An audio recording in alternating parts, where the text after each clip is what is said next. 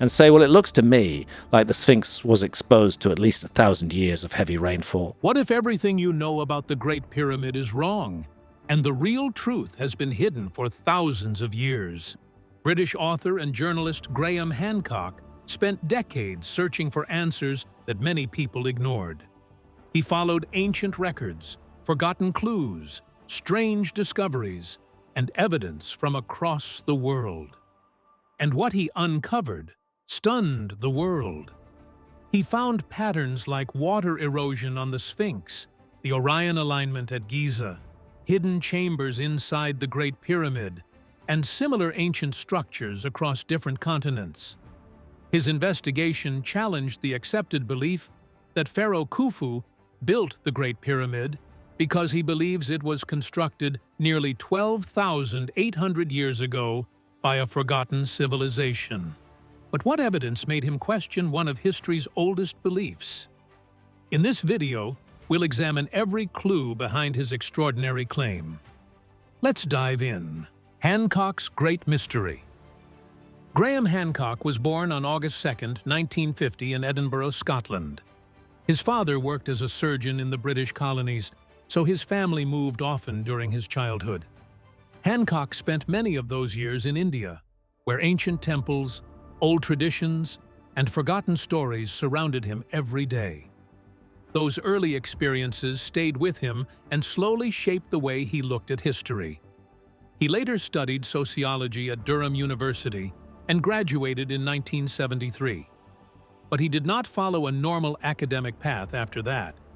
Instead, he chose journalism and worked for well-known publications like The Economist, where he reported on politics, economics, and global affairs.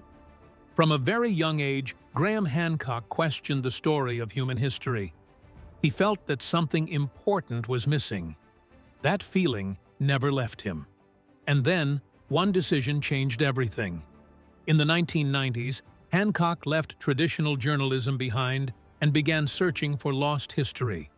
His work took him across Egypt, Mexico, Indonesia, Japan, and the ancient sites of Central America. He met specialists in geology, astronomy, archaeology, ancient languages, and comparative mythology.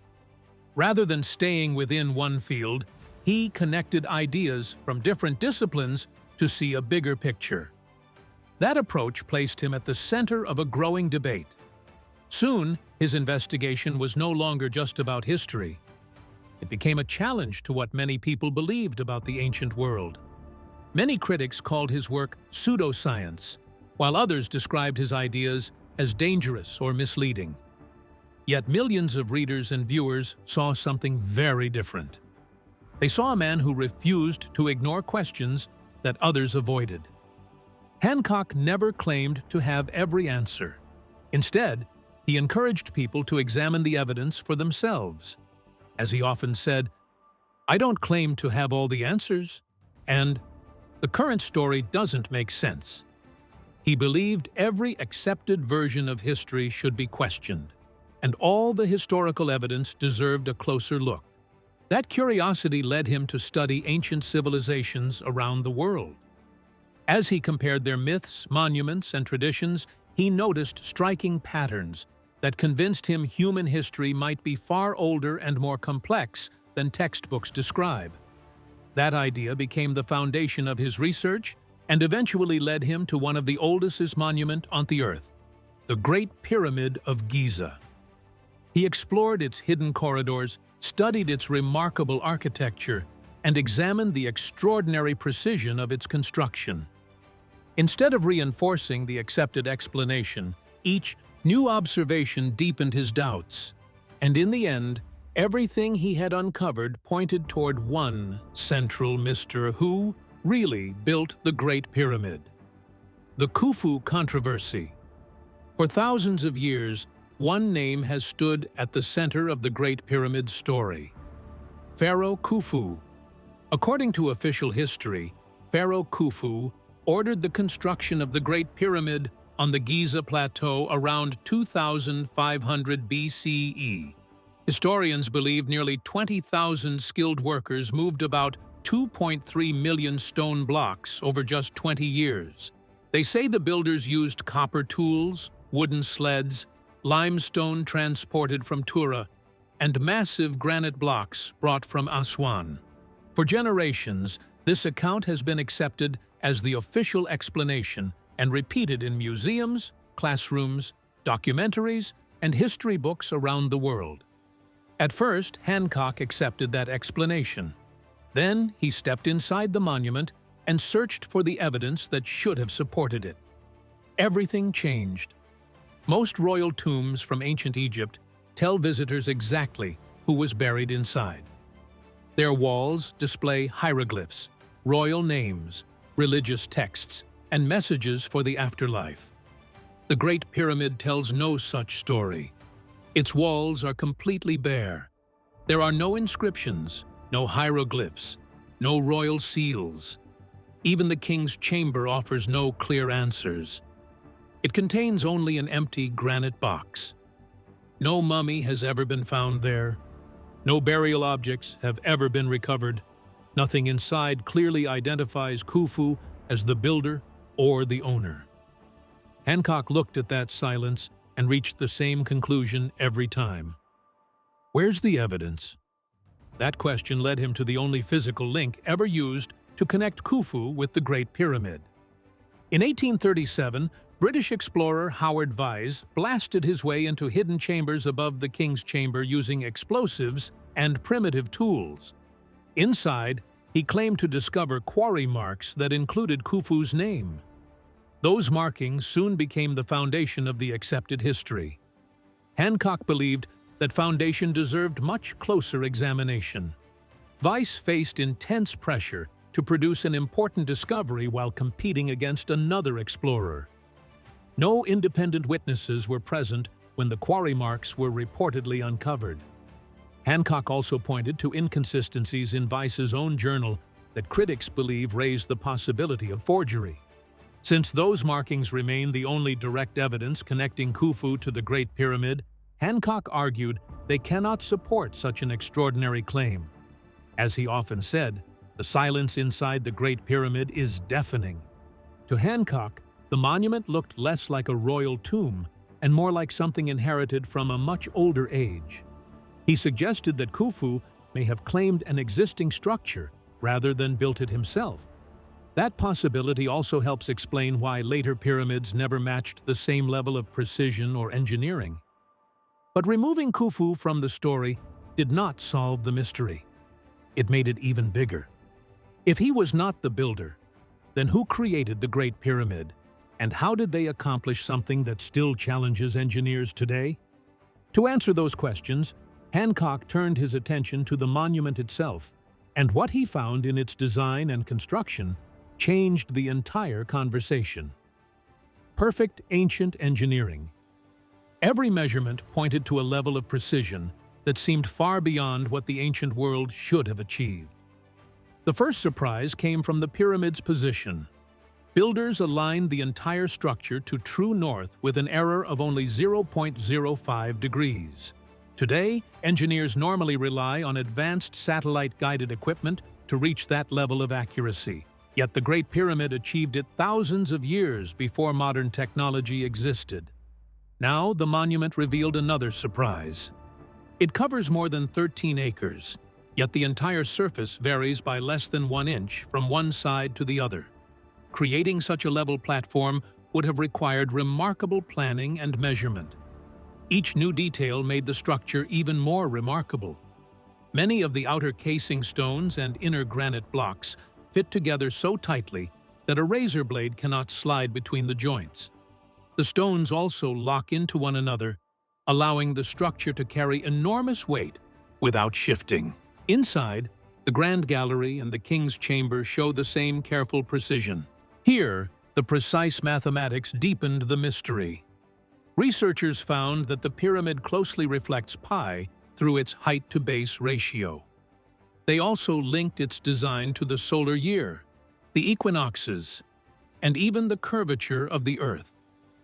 The monument no longer looked like a simple tomb. It appeared to follow a carefully planned mathematical design. By this point, the accepted explanation had become even harder to defend. According to the traditional view, workers shaped 2.3 million stone blocks using only copper chisels and dolerite pounding stones. Some blocks weighed as much as 15 tons. They supposedly completed the entire pyramid in only 20 years. That schedule required workers to quarry, transport, shape, and place one block every 2.5 minutes, day and night, without stopping or making mistakes. And bringing the stones to the construction site created another difficult question. Builders brought fine limestone from Tura and granite blocks weighing up to 80 tons from Aswan, more than 500 miles away. Many people point to the ramp theory, yet engineers argue that a ramp long enough to reach the top would require more material than the pyramid itself. No trace of such a ramp has ever been found. Modern engineers, crane operators, and stonemasons tried to repeat this work with ancient-style tools. The results came nowhere close to the accepted timeline. Graham Hancock reached a different conclusion. This wasn't manpower. This was know-how. This is advanced engineering. The deeper Hancock studied the Great Pyramid, the more he became convinced that it was only part of a much larger story. And his search soon led him to another monument that would challenge the accepted timeline in an entirely different way. It stood only a short distance from the Great Pyramid, the Great Sphinx. The Sphinx's secret. According to the official view, workers built the Great Sphinx during the reign of Pharaoh Khafra, around 2500 BCE. But Graham Hancock believed that date did not match the evidence. Instead of turning to history or archaeology, he turned to geology. That decision brought geologist Dr. Robert Schoch into the investigation during the 1990s. Unlike archaeologists, Schoch studied the Sphinx as a rock formation rather than an ancient monument. He believed the stone itself could preserve a record of its past. And one detail immediately caught his attention. Deep vertical fissures covered the body of the Sphinx. According to Schoch, those marks had been carved by heavy rainfall over a long period of time. Wind and blowing sand could not produce the same pattern. Instead, the stone appeared to preserve evidence of a much wetter climate than the one surrounding Giza today. That was a surprising conclusion. Because if the erosion really had been caused by rainfall, the accepted timeline suddenly faced a serious problem. Schoch argued that this type of weathering could only have formed during a period of heavy rainfall. According to his research, the Giza plateau last experienced those conditions during the late Pleistocene, roughly 10,000 to 12,000 years ago. If he was right, the Sphinx could date back to around 10,500 BCE, thousands of years before the rise of ancient Egyptian civilization. The idea reached far beyond a single monument. Hancock linked Schoch's findings to the Younger Dryas, a sudden 1,300-year cold period that began about 12,800 years ago. He proposed that a global catastrophe, possibly triggered by a comet impact or a massive meltwater event, destroyed an advanced prehistoric civilization, leaving only scattered survivors to pass fragments of their knowledge to later cultures. As Hancock explained, "I think we're looking again at a lost technology." And it was this ancient apocalypse 12,800 years ago that wiped that civilization out. Suddenly, the debate was no longer just about the age of the Sphinx. It had become a much bigger question. Could an advanced civilization have existed thousands of years before ancient Egypt? But Hancock believed the strongest clues weren't carved into the stone. He believed they had been written across the sky. Messages among stars. Graham Hancock believed that stars preserved a message that stone alone could never explain. This idea led him to the work of Robert Bauval, whose discovery changed the way many people looked at the Giza Plateau. Bauval studied the layout of the Giza Plateau and noticed something unusual. The three pyramids did not stand in a perfectly straight line. The third and smallest pyramid sat slightly to one side. Many people treated this as a simple design choice. Bauval believed it carried a deliberate meaning. That observation opened a new direction for the investigation. Bauval compared the three pyramids with the three stars of Orion's belt. The two layouts closely matched each other. He later used astronomical software to calculate when Orion's belt would have appeared in that exact position above Giza. The answer pointed to 10,500 BCE, the same period suggested by Dr. Robert Schoch's geological findings. And now two different lines of evidence pointed to the same time. One came from the rocks beneath the Sphinx. The other came from the stars above the pyramids.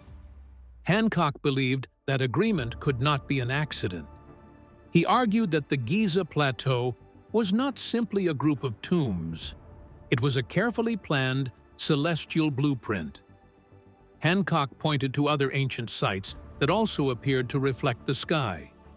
Göbekli Tepe in Turkey, Teotihuacan in Mexico, Angkor Wat in Cambodia, and Meroe in Sudan all became part of the same discussion.